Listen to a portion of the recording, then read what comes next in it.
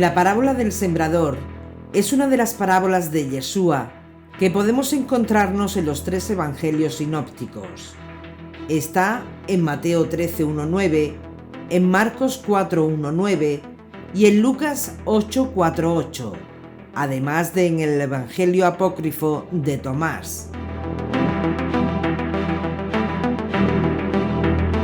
Esta parábola del sembrador, de acuerdo a la fuente Q, vendría a ser la primera parábola en ser escrita. Pero, ¿qué es exactamente una parábola? ¿Qué respuesta daría?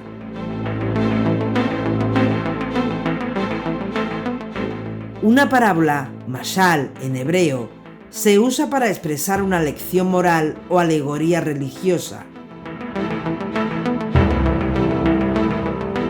Mashal también se usa para designar otras formas de retórica, como la fábula y el apotegma. El historiador Daniel Boyarín definió la parábola, un mashal, como un proceso de ejemplificación, viéndolo como la condición imprescindible de la hermenéutica. Hasta que Salomón inventó el mashal, nadie podía entender la Torá en absoluto. Midrash Cantar de los Cantares Rabá.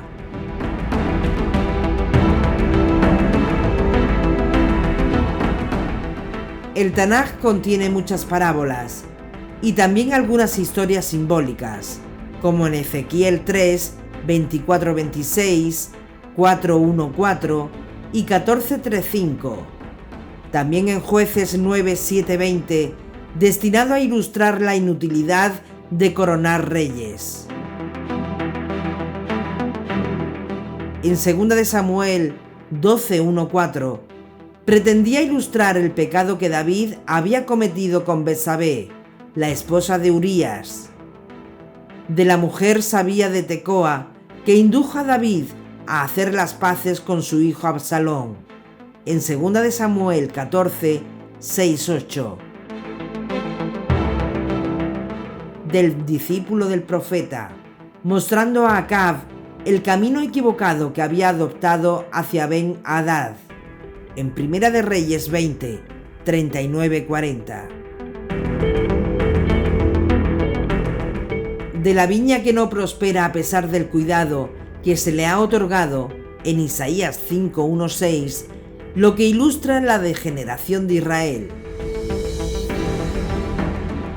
Del labrador que no ara continuamente, sino que prepara el campo y siembra su semilla, ordenando todo su trabajo en el debido orden, en Isaías 28, 24-28, destinado a mostrar la actividad metódica de Dios.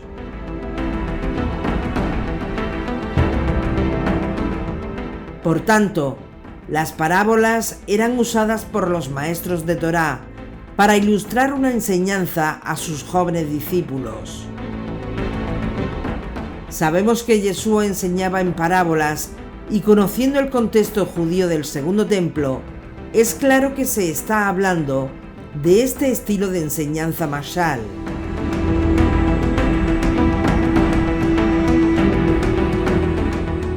Sus propios discípulos le preguntaron por qué él enseñaba a la gente por medio de parábolas, y él le respondió que la revelación de los misterios era solo para los discípulos. Para el público en general, las parábolas era la manera que enseñaba Yeshua.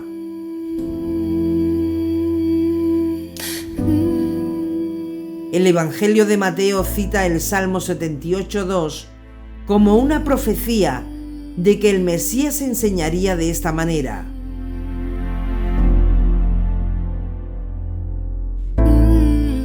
Voy a abrir mi boca en parábolas, a evocar los misterios del pasado. Salmos 78:2. In the ways of the weak, the time's been bleak, I know.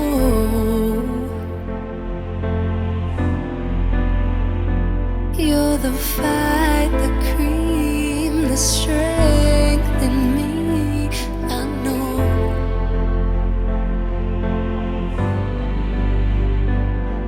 And you're driving me crazy.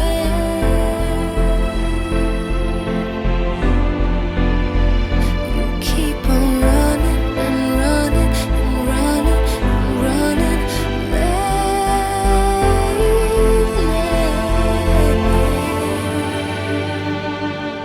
Slow down, you go too fast now.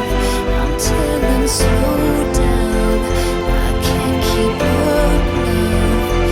Your heart is shrinking faster, and baby, there's no laughter coming out of your mouth, out of your soul, out of your soul. Segunda temporada. Wasted. Los secretos de Yeshua. Capítulo 10. La parábola del sembrador. Sweet lover.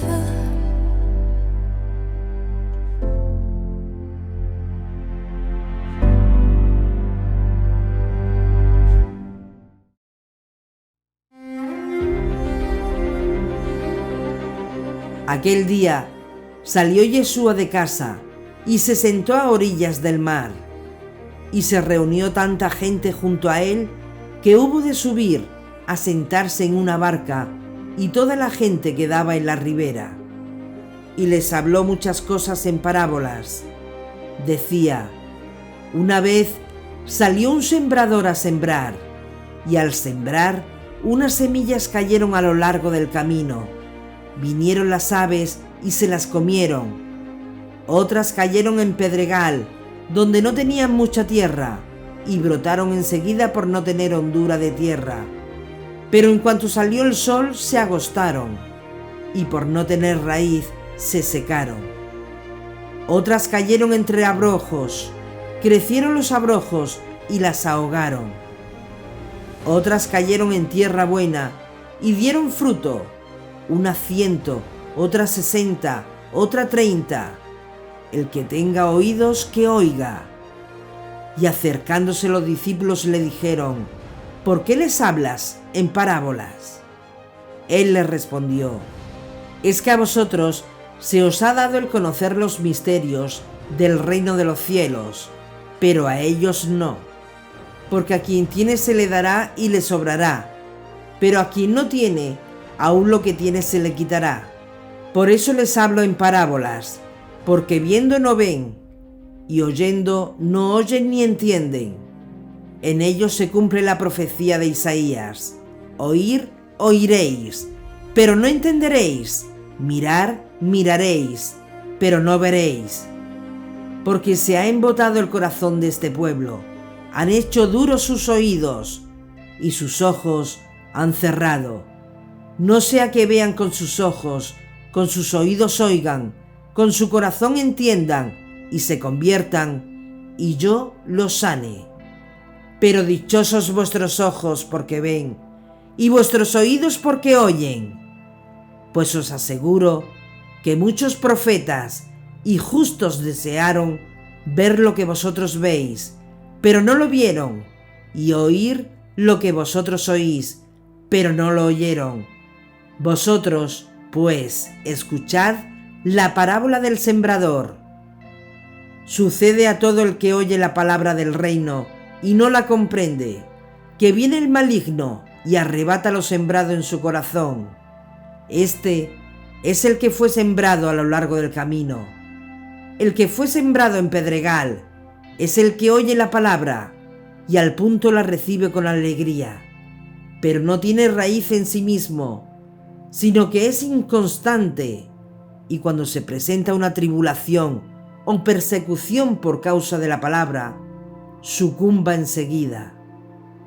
El que fue sembrado entre los abrojos es el que oye la palabra, pero las preocupaciones del mundo y la seducción de las riquezas ahogan la palabra y queda sin fruto. Pero el que fue sembrado en tierra buena es el que oye la palabra y la comprende. Este sí que da fruto y produce, uno 100, otro 60, otro 30. Mateo 13, 1-23.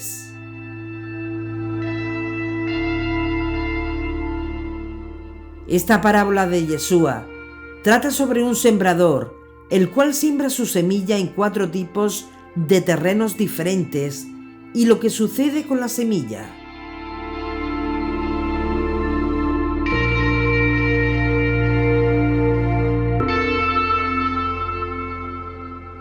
El primer terreno donde fue sembrada la semilla es llamado el camino, y la semilla es comida por las aves.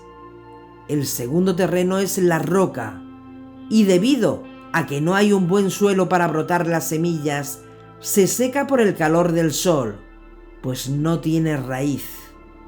El tercer terreno es llamado los espinos, los cuales opacan a la semilla. Y el cuarto terreno es llamado la buena tierra, donde la semilla da fruto y produce un 100%, otro 30% y otro 60%. Cualquiera que escuche esta parábola de Yeshua podrá darse cuenta de que el crecimiento de la semilla depende del terreno. ¿Pero qué es la semilla en la parábola de Yeshua? Esta misma pregunta, entre otras, se la hicieron los discípulos de Yeshua cuando le pidieron que les explicara las parábolas. Él respondió: el que siembra la buena semilla es el Hijo del Hombre, el campo es el mundo. Mateo 13, 37-38.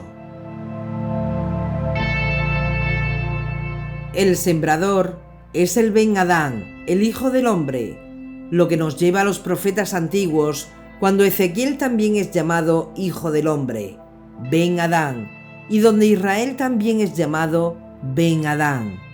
Es decir, esto significa que la misión que fue otorgada primeramente a Adán, después pasó a Israel, el cual es llamado Adán por medio de Abraham. Por transmisión, el pueblo de Israel debe cumplir esa misión que fue entregada a Adán. ¿Qué misión? La de ser la imagen de Dios en este mundo. La misión de llevar el mensaje de Teshuvá, el mensaje del retorno. La frase Hijo del Hombre es usada más de 90 veces en el libro del profeta Ezequiel. Esta era la manera en que Dios se dirigía a Ezequiel, significando que su mensaje de Teshuvá y retorno tenía como objetivo llevar la misión de Adán al pueblo de Israel. Y lo mismo sucede en los escritos del Nuevo Testamento. Al llamarse Ben Adán a Yeshua, se hace el portavoz de este mensaje, que es la misión entregada a Adán y que al fallar, entonces fue entregada a Israel por medio de Abraham. Entonces, ¿qué significa la semilla?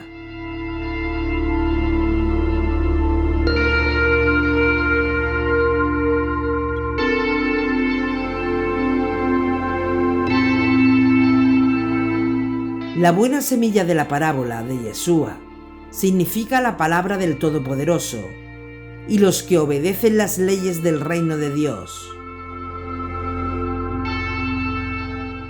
El mensaje, la semilla que trae el Mesías sobre la restauración del reino de Israel, tiene que ser regada con la Teshuvá, el arrepentimiento, el retorno.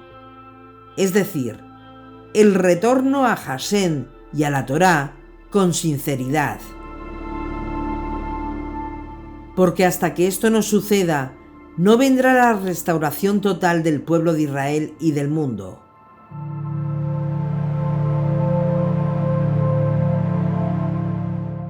Entonces, existen 4 tipos de personas que son los 4 tipos de terrenos que dijo Yeshua en su parábola, y expuso cómo reaccionan cada uno de ellos al escuchar acerca de la palabra del Todopoderoso y del reino de los cielos.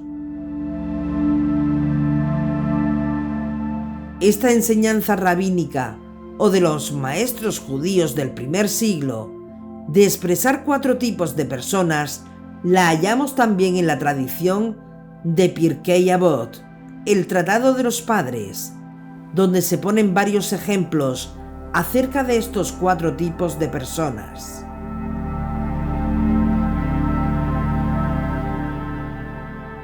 Hay 4 tipos entre los hombres: el que dice, lo mío es tuyo y lo tuyo es mío, es un ignorante. El que dice, lo mío es mío y lo tuyo es tuyo, es una característica intermedia. Y algunos dicen que es la característica de la gente de Sodoma. El que dice, lo mío es tuyo y lo tuyo es tuyo, es un hasid, persona piadosa, benévola. El que dice, lo mío es mío y lo tuyo es mío, es un malvado. Pirkei Avot 5:10.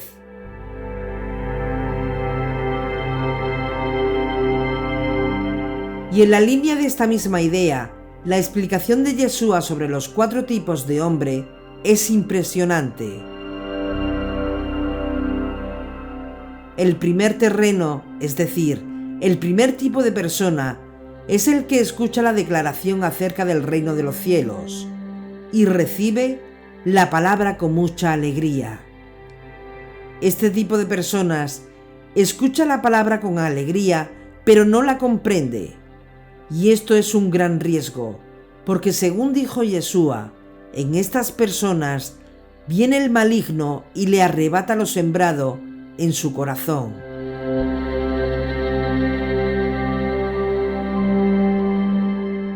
Es decir, la persona que entiende lo simple y no el verdadero significado, corre el riesgo de que la mala inclinación, el Yeser Hará, que todos llevamos dentro, le arrebate todo lo sembrado. Entonces, la persona que no tiene ninguna conexión espiritual nace y muere sin objetivo en la vida. Por esto, Biná, que se traduce como el entendimiento, viene de la misma palabra hebrea ben, que significa entre, es decir, entre el bien y el mal, entre lo material y lo espiritual.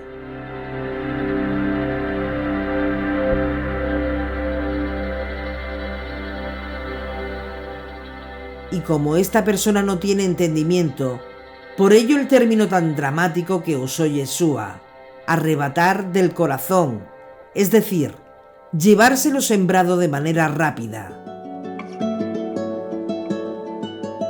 Este planteamiento de Yeshua pone en evidencia a esas personas que argumentan que la Torá no debe ser estudiada. El temor de Adonai es el principio de la ciencia. Los necios desprecian la sabiduría y la instrucción. Proverbios 1:7.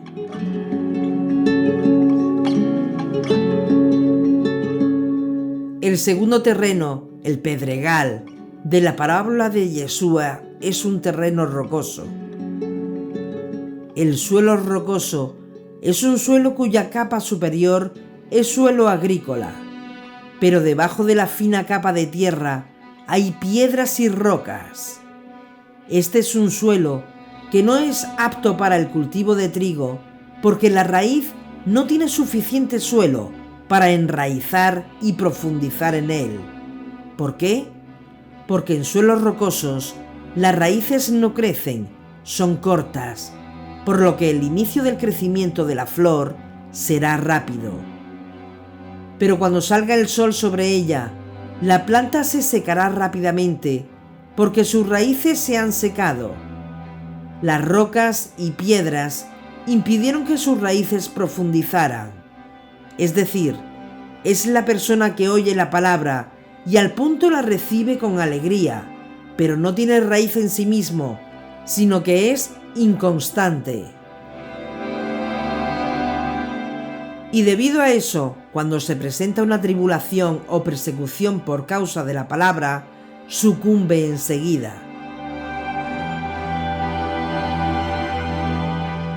La palabra hebrea chahag, que significa olvidar, no significa olvidar un pensamiento o una idea, sino el fallo al actuar.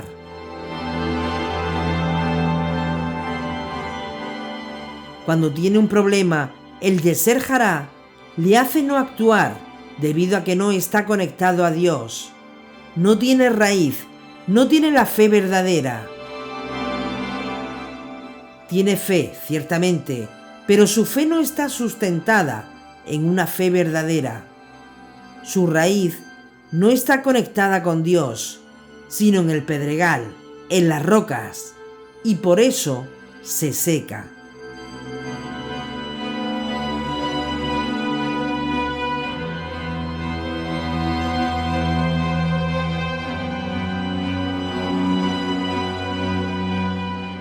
El tercer terreno o el tercer tipo de persona es aquella persona que queda eclipsada por lo material.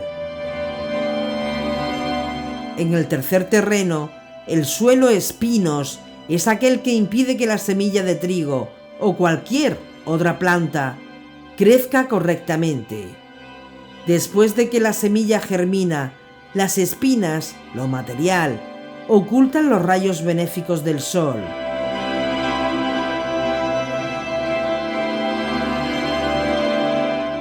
Cualquier asunto material, como la riqueza o la pobreza, tiene una mayor prioridad porque les parece mucho más realista y tangible.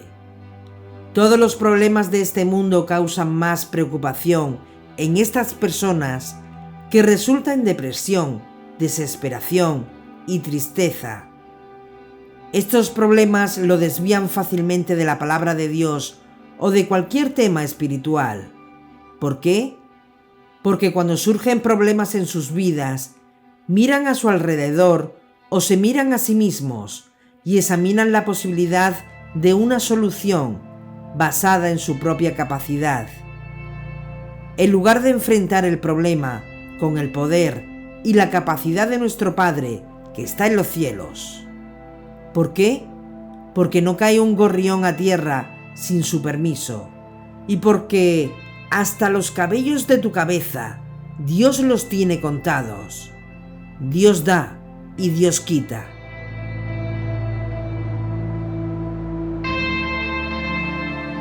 Debido a que no conocen a Dios personal e íntimamente, y Él no habita en ellos, tampoco pueden lidiar con los problemas de vivir por el poder de Dios.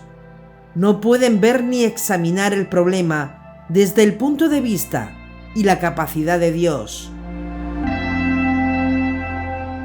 En otras palabras, debido a que estas personas no permiten que Dios dirija sus vidas, tampoco hay fruto espiritual en sus vidas.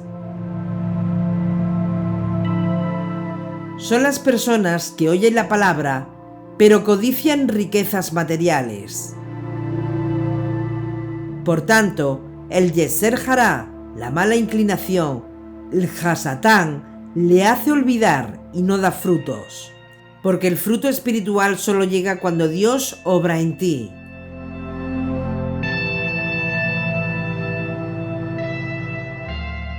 La palabra en hebreo hamad, hamod, codicia, es un impulso muy fuerte por algo, que bien puede ser positivo o negativo.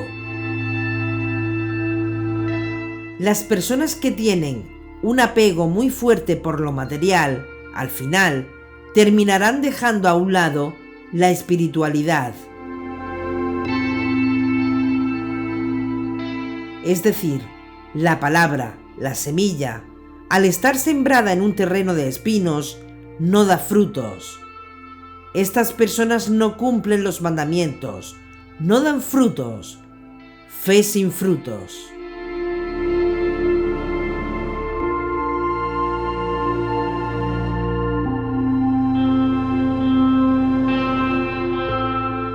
El cuarto terreno es la buena tierra. Estas personas son las que oyen la palabra del Eterno y la comprenden. Es decir, el que escucha, discierne y da fruto. El que entiende realmente lo que está detrás de cada cosa y hace buenas acciones, el que da fruto. Este sí que da fruto y produce, uno 100, otro 60, otro 30. Mateo 13:23.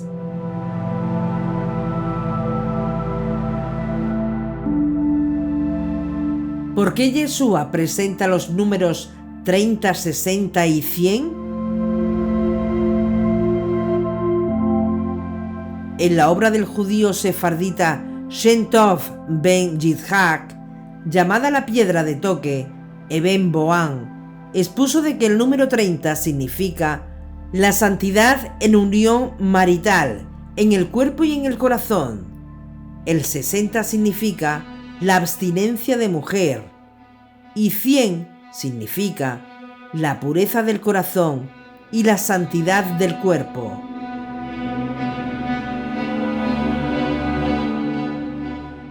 ¿Por qué se usan esos números? ¿Por qué Yeshua dijo esos números?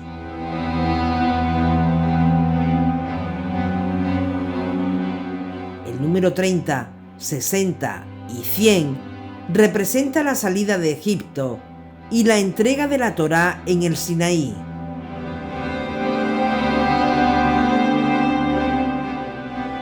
El número 30 alude a la salida de Egipto.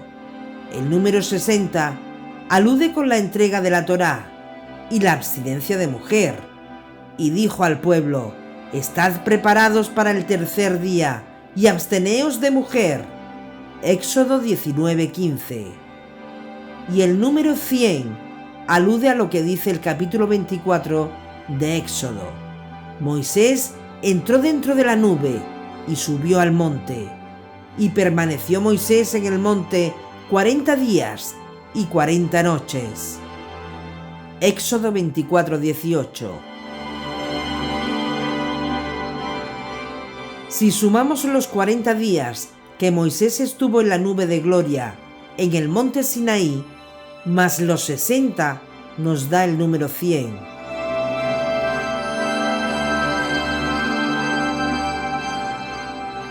Por tanto, el mensaje de Yeshua en la parábola del sembrador sobre la restauración del reino de Israel bajo el dominio del Dios de Israel sucederá del mismo modo que ocurrió en la primera redención. Es decir, la primera redención fue una sombra de la segunda y final redención de Israel, la redención mesiánica.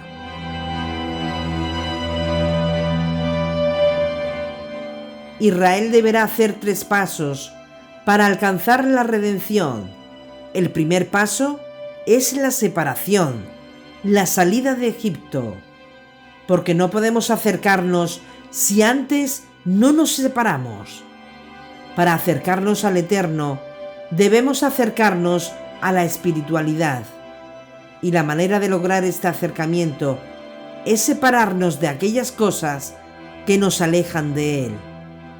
Esto no quiere decir que la materia, lo material sea malo, no malinterpreten. La materia no es en sí misma ni buena ni mala, bajo nuestra perspectiva, porque todo lo creado es bueno, sino el uso que demos a ella. Por ejemplo, tener 2, 5, 10, 30 PCs u ordenadores no es ni bueno ni malo, sino el contexto del por qué los tengo. Si soy una persona normal que no necesito tener 30 ordenadores y aún así los tengo, estoy abusando de la materia. Por el contrario, si tengo 30 ordenadores pero tengo una tienda de informática, el contexto nos dice que no estamos abusando de la materia. Por tanto, escuchen bien, ser rico o ser pobre no es nada, sino lo que hacemos en esas circunstancias. La persona que más tiene, el que posee 30 ordenadores, puede ser más espiritual que el que solo tiene uno, y el que escuche, entienda. Por tanto, para acercarnos al Eterno, debemos cumplir sus misbot, sus mandamientos, para dar buen fruto. Los mandamientos al Eterno nos alejan y al mismo tiempo nos acerca. Nos aleja de Egipto y nos acerca a Sinaí, es decir, nos santifica.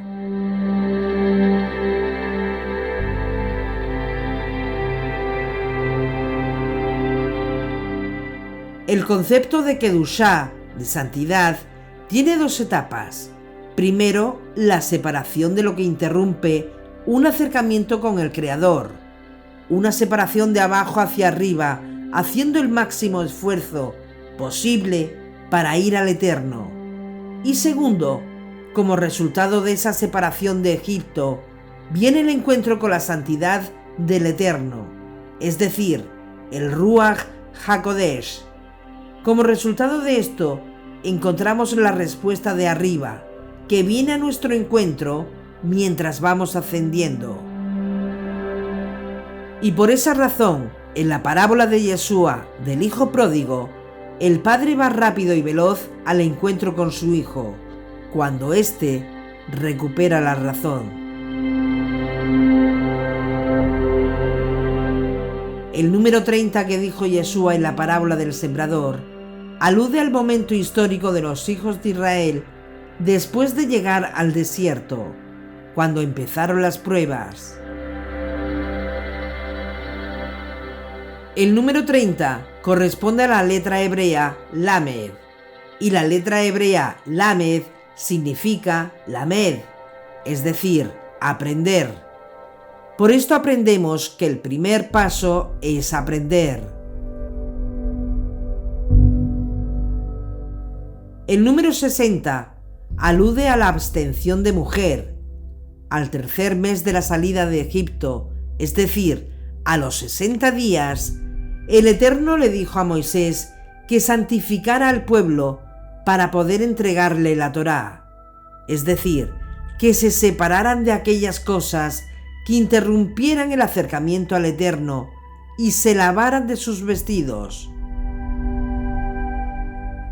La abstinencia a tener relaciones con mujer antes de recibir la Torá no solo alude a lo físico, cuando en el tiempo fue entregada la Torá a Moisés, sino a una realidad espiritual. ¿Qué significa esto? Que la materia, lo físico, nos muestra una verdad espiritual. Lo primero que hay que tener en cuenta es que el mandamiento no solo fue dicho a los hombres, sino a todo el pueblo, a hombres y mujeres. Entonces, el hombre y la mujer están sujetos a la materia y la forma. Homer y Surá.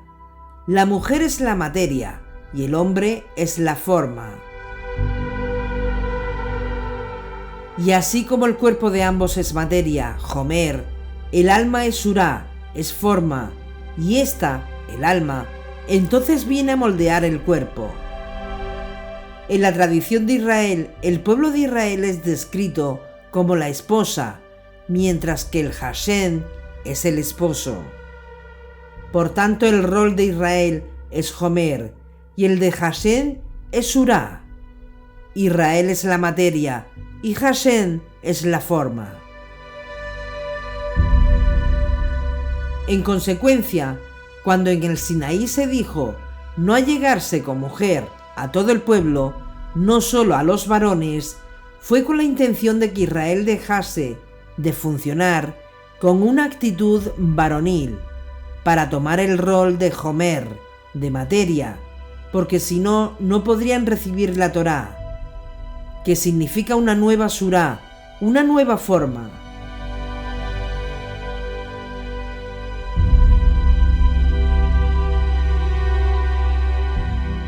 Esto fue lo que enseñó Moisés.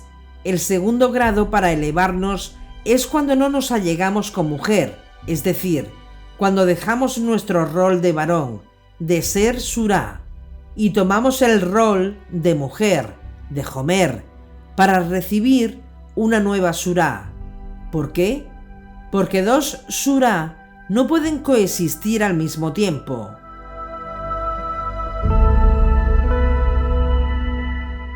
Este mismo principio místico también se aplica en el concepto de luz y vasija, Or y Kli. Aquel que nos formó, el que trabaja con el barro, con la arcilla, es el alfarero. La palabra alfarero en hebreo es yoser y está relacionada con la raíz del verbo formar, yasar, en el verso de Isaías.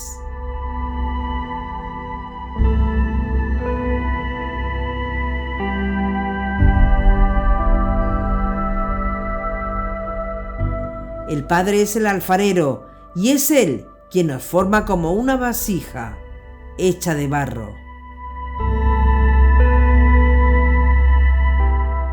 Israel es Kli, Israel es la vasija y la Torá es la luz, es la Or.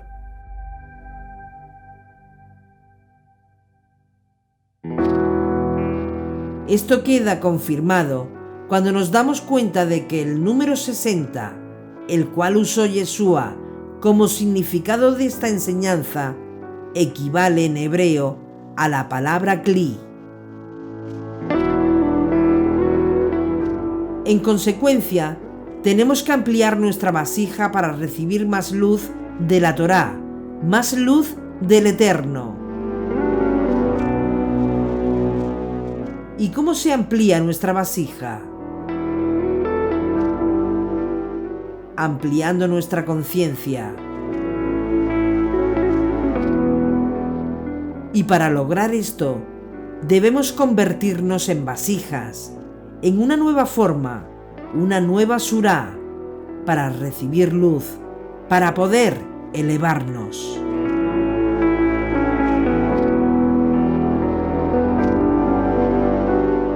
El número 100 que usó Yeshua en su parábola alude o significa la pureza del corazón y la santidad del cuerpo, el grado más elevado del cuerpo.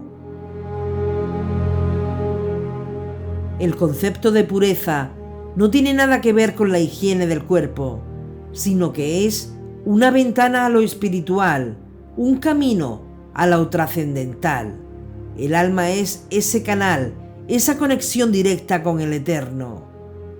Y lo opuesto a la pureza es la impureza, que significa la ausencia de ese canal de conexión con el Eterno. La ausencia de ese canal de acceso a la espiritualidad.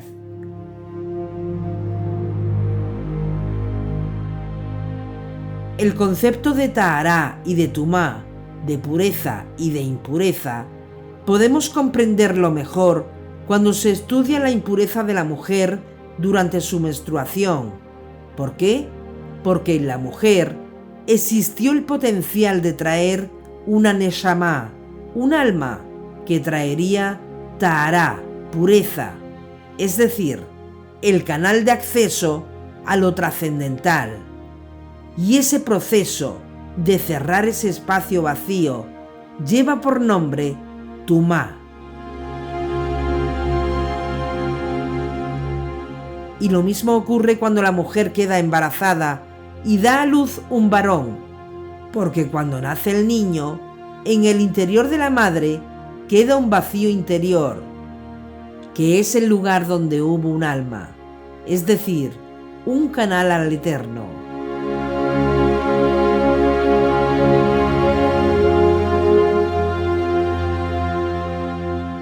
Cuando la criatura que nace es una niña, la mujer queda en estado de impureza, el doble de tiempo que cuando nace un niño. ¿Y por qué ocurre esto? No es cierto que esto sea así por el machismo, como argumentan muchos iluminados. Escuchen y escuchen bien.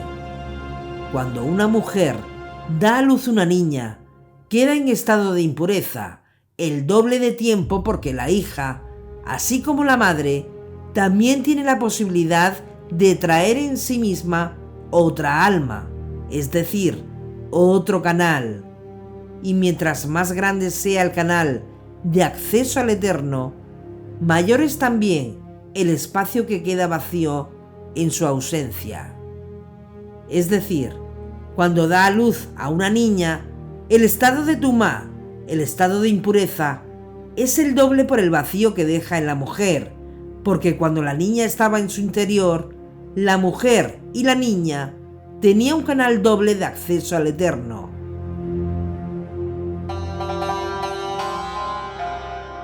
En consecuencia, cuando se habla de pureza y de impureza, hay que ver lo más trascendental, más espiritual, y debemos de ver la pureza como ese canal de acceso a Hashem, y a la impureza como el vacío de ese canal de acceso. Ahora bien, las Escrituras nos hablan de la pureza del corazón. Crea en mí, oh Dios, un puro corazón, un espíritu firme dentro de mí renueva. Salmos 51:10, versión Universidad de Jerusalén. Debido a que en hebreo los conceptos espirituales se expresan a través de lo físico, de la materia, corazón.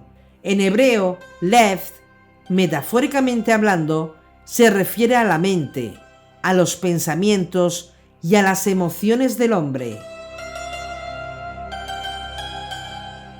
Y porque del corazón salen las intenciones malas, asesinatos, adulterios, fornicaciones, robos, falsos testimonios, injurias. Mateo 15:19. El cuerpo sigue al corazón. Por tanto, la pureza del corazón tiene implícito lograr con éxito la reparación del corazón, es decir, volver el corazón al estado original cuando no había pecado ni malos pensamientos en él, porque estaba conectado a lo espiritual, estaba conectado directamente con el Eterno. Y en ese estado estuvimos todos alguna vez.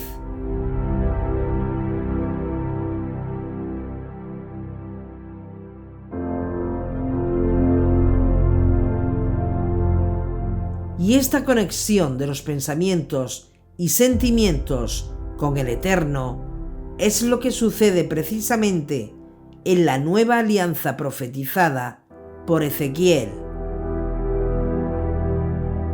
Os daré un corazón nuevo y pondré un espíritu nuevo dentro de vosotros, y quitaré de vuestra carne el corazón de piedra, y os daré un corazón de carne. Ezequiel 36:26.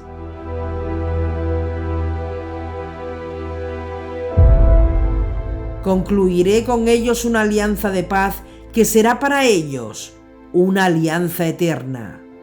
Ezequiel 37:26.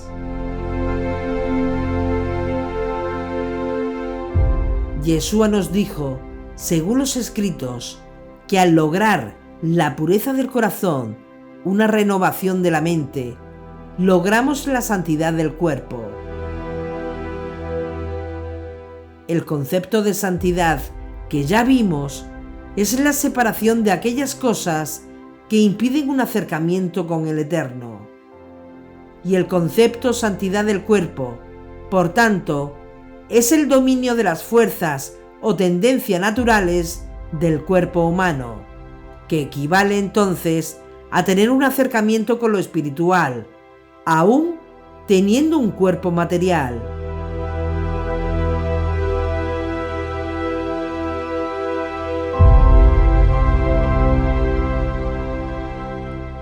Esta transición de pureza a santidad significa no tener contacto con lo categorizado como tumá, como impureza.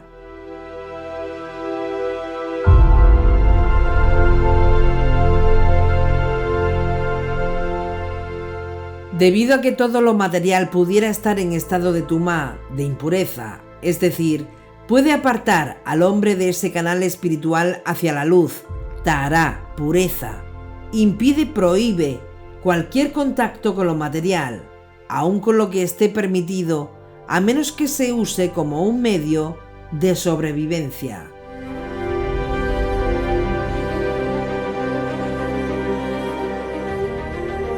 Una vez que nuestro corazón, nuestra mente, se apartan de todo lo que es tumá, de todo un canal sin espiritualidad es cuando nos conectamos con la santidad del cuerpo, Kedushá Haguf. Pero presten atención, para alcanzar la santidad del cuerpo se requiere el contacto con lo material, la impureza, Tumá, es decir, lo opuesto a la pureza, Tahará.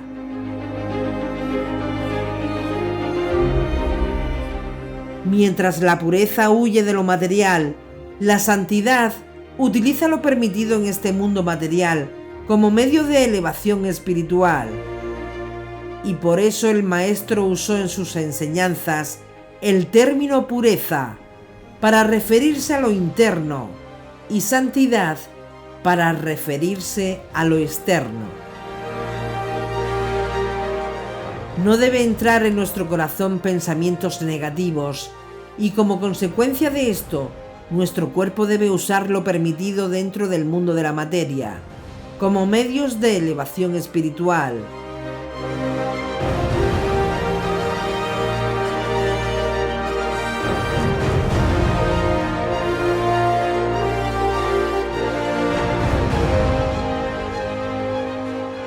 Además, la unión de la pureza del corazón y santidad del cuerpo equivale a la hostilidad entre lo espiritual y lo físico, entre la mente y el cuerpo, entre lo interior y lo exterior. Y por eso vivimos en una tensión entre ambas fuerzas.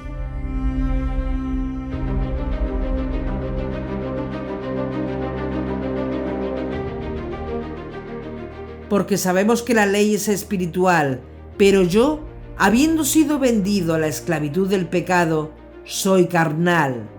Porque lo que hago no lo comprendo, pues no hago lo que quiero, sino lo que aborrezco, eso hago. Y si lo que no quiero, eso hago, apruebo que la ley es buena. Así que ya no soy yo el que hace eso, sino el pecado que mora en mí. Porque yo sé que en mí, esto es en mi carne, no mora el bien, porque el querer está en mí, pero no el hacer lo bueno, pues no hago el bien que quiero, sino el mal que no quiero, este hago. Y si lo que no quiero, eso hago, ya no obro yo mismo, sino el pecado que mora en mí. Así pues, queriendo yo hacer lo bueno, hallo esta ley, el mal está en mí. Porque según el hombre interior, me deleito en la ley de Dios, pero veo otra ley en mis miembros, que combate contra la ley de mi mente, y me encadena a la ley del pecado que está en mis miembros. Miserable de mí, ¿quién me libertará de este cuerpo de muerte? Gracias sean dadas a Dios por Yeshua el Mesías, Señor nuestro. Así pues, yo mismo sirvo con la mente a la ley de Dios, pero con la carne a la ley del pecado. Romanos 7, 14, 25. Apartaos, apartaos, salid de allí. Cosa impura no toquéis, salid de en medio de ella. Manteneos limpios, portadores del ajuar de Adonai. Isaías 52, 11.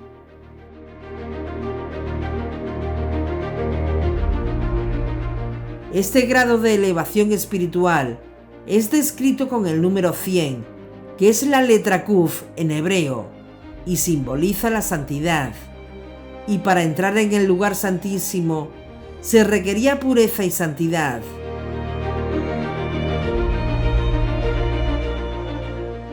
Y esto fue lo que sucedió en los 40 días que Moisés subió a Hashem.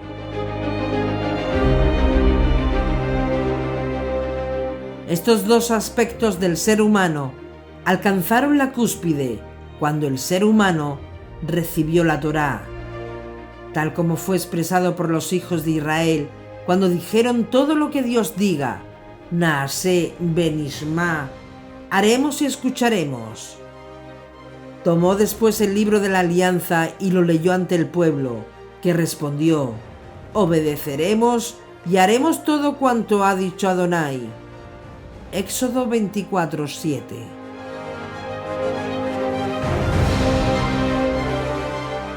En hebreo, naasé, haremos, y nishma, escucharemos, significa elevar aquello que no es tangible, lo que no se puede tocar, es decir, el corazón, nuestra mente.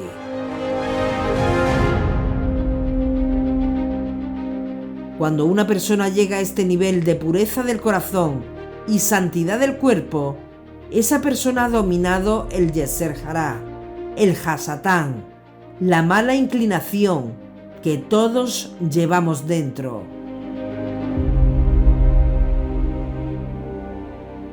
Y este es el mensaje oculto en la parábola del sembrador.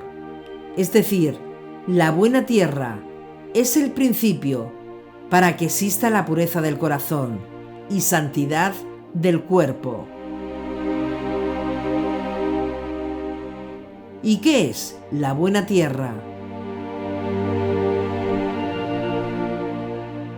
La buena tierra es tener la mente conectada a través del canal, nuestra alma, a lo trascendente, lo espiritual, que es más real que lo físico. La misma parábola de Yeshua expresa la misma realidad que él vivió en su época.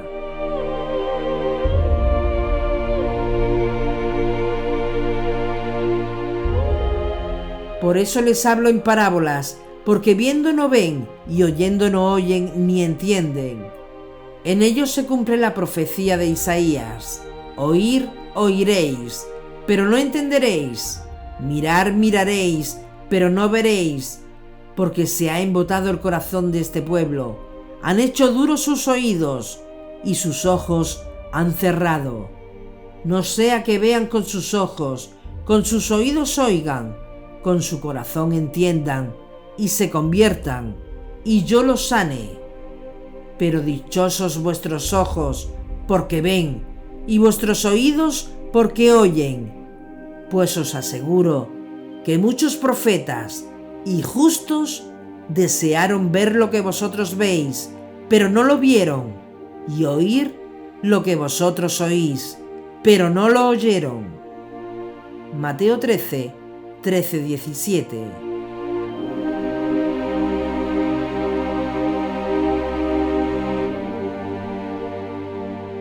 El año de la muerte del rey Ocías, vi al Señor sentado en un trono excelso y elevado, y sus haldas llenaban el templo. Unos serafines se mantenían erguidos por encima de él. Cada uno tenía 6 alas. Con un par se cubrían la faz, con otro par se cubrían los pies, y con el otro par aleteaban. Y se gritaban el uno al otro: Santo, Santo, Santo Adonai Sebaot, llena está toda la tierra de su gloria. Se conmovieron los quicios y los dinteles a la voz de los que clamaban, y la casa se llenó de humo. Y dije: ¡ay de mí, que estoy perdido, pues soy un hombre de labios impuros, y entre un pueblo de labios impuros habito, que al rey Adonai Sebaot han visto mis ojos! Entonces voló hacia mí uno de los serafines con una brasa en la mano, que con las tenazas había tomado de sobre el altar, y tocó mi boca y dijo: He aquí que esto ha tocado tus labios, se ha retirado tu culpa, tu pecado está expiado. Y percibí la voz del Señor que decía: ¿a quién enviaré? ¿Y quién irá de parte nuestra? Dije: heme aquí, envíame. Dijo: ve y di a ese pueblo, escuchad bien, pero no entendáis; ved bien, pero no comprendáis. Engorda el corazón de ese pueblo, hazle duro de oídos, pégale los ojos, no sea que vea con sus ojos, y oiga con sus oídos, y entienda con su corazón, y se convierta, y se le cure. Yo dije: ¿hasta dónde, Señor? Dijo: hasta que se vacíen las ciudades y queden sin habitantes, las casas sin hombres, la campiña desolada, y haya alejado Adonai a las gentes, y cunda el abandono dentro del país. Aún el 10º que quede en él volverá a ser devastado, como la encina o el roble, en cuya tala queda un tocón. Semilla santa será su tocón. Isaías 6, 1-13.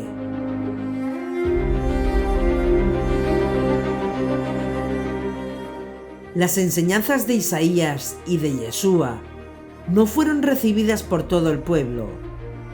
No se volvieron en Teshuvá con arrepentimiento, pero si la semilla es sembrada en donde hay una buena tierra, es posible que la palabra de Hashem sobre el reino de los cielos, la restauración del reino de Israel, dé fruto al 100%.